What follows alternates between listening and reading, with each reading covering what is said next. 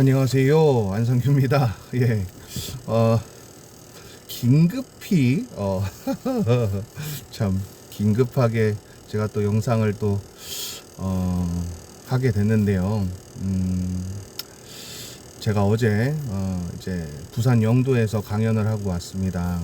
강연하면서, 뭐, 말씀 이야기들도 많이 나눴지만, 가정에 관한 그런 질문들이 때문에 한 2, 30분을 제가 가정에 관한 이야기를 했었었는데, 또 저한테 뭐 문자도 보내주시고 뭐 이렇게 전화도 해주시고 하면서 좀 그런저런 이야기들을 좀 질문을 하셨던 부분들 때문에 제가 좀 한 번 더 또 이렇게 영상을 좀 이렇게 남겨보게 됐습니다.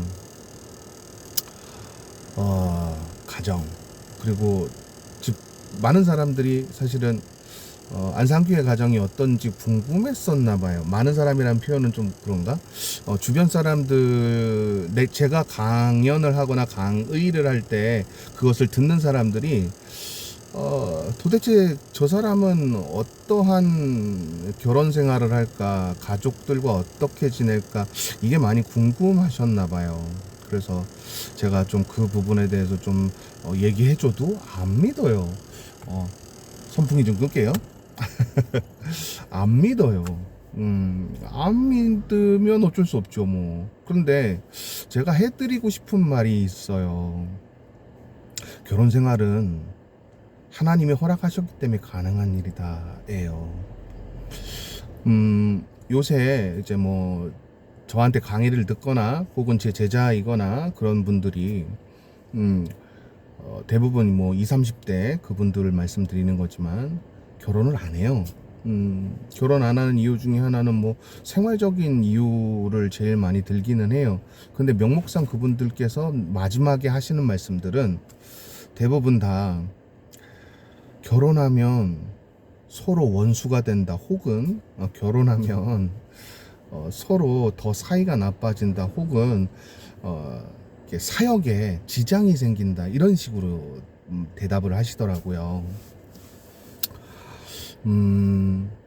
그렇게 하나님이 신뢰하기가 어려우실까 이런 생각을 처음에 해봤지만 또 사회가 또 이런 상황을 만들어 놓는 것 같아서 안타깝기는 해요. 뭐 사도 바울이 당장 주님이 오실 것처럼 믿었었기 때문에 결혼을 안 하고 혼자 있는 것이 좋다라고 그렇게 표현을 했던 것, 그런 것들 때문에 그거에 위안을 삼고 결혼 안 하시는 분들도 많습니다. 자, 저는 오늘 지금 이 영상을 왜 켜고 왜 제가 지금 말씀 나눔을 여러분들과 지금 이렇게 유튜브를 통해서 하려고 하느냐? 결혼을 해도 좋고 안 해도 좋아요. 그렇지만 제가 좀 오늘은 관계에 관한 이야기를 좀 하고 싶어서입니다. 뭐 그렇다고 제가 뭐 관계를 이야기할 정도로 뭐 유능한 사람이냐, 그런 게 아니고요. 그러니까 제가 섬기는, 제가 믿는 하나님, 그 하나님께서는 어떠한 관계가 가장 적합하다고 여기시는지에 대해서 좀 설명드리고 싶은 거예요. 저도 집사람과 벌써 20년이 넘었습니다. 저 되게 젊게 보시는 분들 되게 많은데 20년 넘었다 그러니까 또 아마 놀라실 수도 있겠지만 꽤 나이가 있습니다. 예, 그런데 뭐 제가 이제 관계 이야기를 좀 먼저 하기 전에 그럼 집사람 이야기 좀 한번 해볼게요. 집사람과 저는 서로 너무 많이 사랑해서 결혼을 했어요. 근데 결혼을 해서 보니 서로 문화가 다르고 서로 사상이 달랐던 그런 가정에서 자라다 보니 서로 부딪히는 일들이 많았습니다. 그런 것들 때문에 서로 괴롭고 힘든 시절도 있었을 거예요. 없지는 않죠. 지금은 물론 하나님께서 주신 마음은 1초만 지나도 과거기 때문에 그런 것들이 전혀 신경이 안 쓰이지만 옛날을 한번 살짝 떠올려 본다면 그래요. 그런 일이 있었어요. 정말로 뭐 집사람은 어떻을지 모르겠지만 저는 야, 진짜 어떻게 저런 인간이 뭐 이런 식으로 막 저 사람을 막 비하하고 비난하던 그런 저의 시절도 있었어요. 근데 하나님께서 저에게 이걸 깨닫게 하시더라고요. 가정이라는 이 단어. 그러니까 제가 또 히브리어 쓴다고 뭐라 할까봐 히브리어는 안 쓸게요. 그냥 원어적인 측면에서 가정은요, 실타래, 그러니까 실타래가 묶여져 있다. 그래서 이거를 제대로 바로잡을 수 없을 만큼 이렇게 꽉 꼬여 있어서 꽉 잡혀 있는 상태를 말하는 어원에서 왔어요. 그게 히브리어 아이고 안 쓰기로 했는데, 그쵸? 예, 미안해요. 하나만 쓸게요, 하나만. 바이트라는 단어가 바로 가정입니다. 건물을 뜻하는 단어도 바이트고, 또 가정, 즉 혈연 관계를 맺고 서로 사랑하고 알콩달콩 살아가는 그것을 말하는 것도 바이트예요. 근데 이런 이 단어가 바로 실타래가 이렇게 뭉쳐져 있어서 제대로 풀을 수 없는 상태를 말하는 거예요. 하나님이 왜 이렇게 엉켜 놓았을까요? 그걸 생각해 본 거예요. 가정은 이렇게 엉켜 놓으신 이유가 있을 거라는 생각을 했어요. 그래서 그 이유를 찾기 위해서 하나님께 매달렸어요. 당신께서 분명히 나에게 이런 것들을 내려놓게 하셨다면 이유가 있을 것이다. 당신이 알게 하십시오.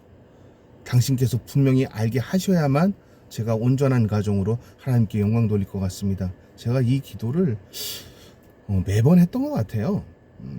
근데 보이더라고요. 저의 못난 점, 그걸 보완할 수 있는 그것을 아내가 가지고 있고, 또 제가 그 아내의 못난 점 제가 보완해 줄 수 있고, 이런 것들을 하나하나씩 알게 된 거예요. 그래서 가정은 함부로 탄생되는 것이 아니구나. 하나님이 실타래로 묶어서 저 연약함과 이 연약함을 완성시켜서 연약하지 않게 만들려고 하시는 거구나. 그걸 깨달았어요. 그걸 깨닫고 나서 제가 이걸 부산에서 강연회 때 이거를 설명을 했어요. 그러면서 제가 덧붙였던 말이 이런 거죠. 막 이제 농담 삼아 어떤 목사님이 그 말씀하셨어요. 가족끼리는 관계하고 그러는 거 아니야. 가족끼리는 그런 거 하는 거 아니야. 이런 얘기를 하셨어요. 그때 막 사람들 막 낄낄대고 막 웃더라고요. 근데 여러분, 너무 사랑스럽습니다. 지금도 제 와이프가. 제 아내가 너무 사랑스럽습니다. 제 아내와 저는 그런 거 거짓 매일 합니다. 그리고 스킨십에 대한 부분들 좀 이야기하면, 전 집사람 오고 그러면 서로 안아줍니다. 그리고 뽀뽀해주고요. 서로 니꺼 내꺼 하면서 막 서로 막 이렇게 합니다. 근데 이렇게 할 수 있는 가장 근본적인 이유가 하나님께서 내게 주신 사람이기 때문이라는 그 신뢰가 쌓여 있다면 저 사람에게 사랑할 수밖에 없는, 그러니까 사랑이 나가게끔 하나님이 허락하셨다는 것을 인지하게 돼요. 또 조직신앙 용어 인지라는 단어 써서 또 죄송해요. 그런데 아무튼 그렇게 되더라고요.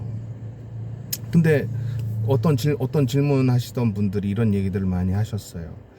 어떻게 아내하고 관계가 좋아질 수 있을지 수도 없이 많이 노력해봤다. 어머니 학교, 아버지 학교, 뭐 가족 학교, 뭐 이런 프로그램들을 많이 가서 해봤대요. 근데 여러분, 그 프로그램 저도 알아요.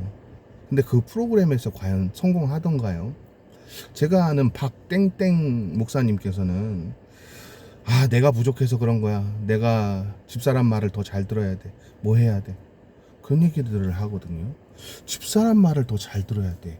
절대적이면 될까요? 아내 말을 잘 들어야 남자가 편해? 그렇지 않아요. 아내 말을 들어주면 들어줄수록 더 요구가 쌓이면 어떡할 건데요? 그게 아니라 하나님께서 허락하신 그 말씀이라면 상호 협력하고 선을 이룰 수 있다라고 믿어야죠. 아내 말이 늘 옳다고 얘기하면 어떻게 합니까? 제가 그거를 좀 짚어줬었는데, 그러면 혼자 노력해서 되느냐?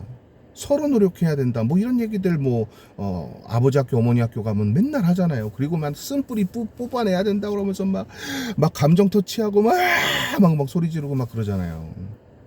그래서 해결이 되면 얼마나 좋겠습니까? 근데 그거는 해결되는 일은 아니잖아요. 정말 저 사람이 사랑스러워 보이려면 그 하나님의 기준이 우리 안에 일단 먼저 있어야 되겠죠. 두 번째는 하나님께서 내게 보내주셨다라는 것을 확신하고 그 실타래를 일부러 하나님이 꼬여놓으셨다라는 것을 인정해야 되겠죠. 자복이라는 표현을 쓸게요, 그러면. 그리고 또 그것을 통해서 하나님께서 이 가정을 통해서 영광 받으시기를 원하시겠다. 이런 생각을 하면은 안 될까요? 되죠. 이렇게 되면 가정이 완만해집니다. 전 지금도 집사람이랑 너무 사랑스러웠고 너무 사랑스러워서 삽니다. 여러분, 제 나이 때에 중년의 때에 집에 일찍 들어가고 싶은 사람들 얼마나 될까요? 제가 알기로는 제가 아는 어떤 제 동기 교수들 이야기잖아요. 집에 일찍 들어가기 싫어서 맨날 학교에 남아서 탁구 치던가 아니면 집에 일찍 들어가기 싫어서 친구들이랑 같이 커피 마시고 서로 수다 떨다가 가려고 하는 그런 사람들이 꽤 많아요. 근데 저는 그런 거 바람직하지 않다고 생각해요. 여러분 보세요. 저는 딸이 2명이거든요. 고등학교 2학년, 중학교 3학년. 얘네들 안 보면 미치겠어요. 하루라도. 왜요? 너무 이뻐요. 너무 사랑스러워요. 어떤 사람들은 그런 얘기예요. 제가 애들이랑 친구처럼 지내니까 애들이 버릇없다. 왜 애들을 저렇게 키우냐. 이런 얘기들 많이 하는데 여러분 친구처럼 지내는 게 뭐가 그렇게 나쁩니까? 그들과 함께 같이 지내면서 늘 행복하고 즐겁기만 할 수는 없을 거겠지만 하나님께서 그들에게 친구처럼 대할 수 있도록 마음을 주셨고 또 때로는 제가 또 엄격하게 하기도 합니다. 엄격하게 할 때는 또 엄격하게 하고 또 금방 또 그들을 달래주고 이렇게 얘기하니까 너무 유대인의 교육법이 되네. 아무튼 아무튼 저는 하나님께서 허락하신 거라고 생각해서 늘 아이들과 즐겁게 지냅니다. 아이들과 서슴없이 지내요. 지금도 스킨십, 여러분 고등학생이 중학생이 스킨십 좋아하는 애들이 아빠랑 스킨십 하는 애들이 있을까요? 우리 아이들 합니다. 우리 아이들한테 아빠랑 안 놀아줘? 아빠 싫어? 됐어? 이러면은요 우리 애들 아빠랑 놀아줍니다. 자, 제가 오늘 너무 구구절절히 이야기하면서 제가 이런 얘기를 하는 거는요, 가정이라는 이 단어는 실타래로 묶여 있다라는 그 어원에서 왔다는 거 기억하시라는 말씀을 드리고 싶은 거예요. 절대로 끊어질 수 없어요. 인위적으로 끊어버리면 어떻게 되죠? 이 실타래는 무용지물이 되겠죠. 끊어지지 않은 상태로 이렇게 뭉쳐져 있을 때는 여러분 이제 단절된 그런 상태가 아니니까 원래 그 양이 있겠죠. 근데 자르면 그 양이 반이 되잖아요. 내가 인위적으로 뭔가를 하려고 하는 인간의 잣대를 가지고 인간의 잣대로 탁 잘라버리는 그런 행위가 이 땅의 가정을 파괴하고 있다라고 저는 말씀드리려고 사실 오늘 이 영상을 킨 겁니다. 내가 무언가를 하려고 하는 그 행위. 내가 노력해서 된다고요? 서로 노력하면 된다고요? 해보세요. 도 닦으세요. 그렇게 하려면 불교 믿으셔야죠. 그렇게 하면 유자가 되셔야죠. 그렇지 않아요. 하나님께 맡기는 겁니다. 왜 하나님께서 우리에게 이렇게 실타래를 꼬이는 가정을 허락하셨는지 그걸 여러분 하나님께 여쭤보십시오.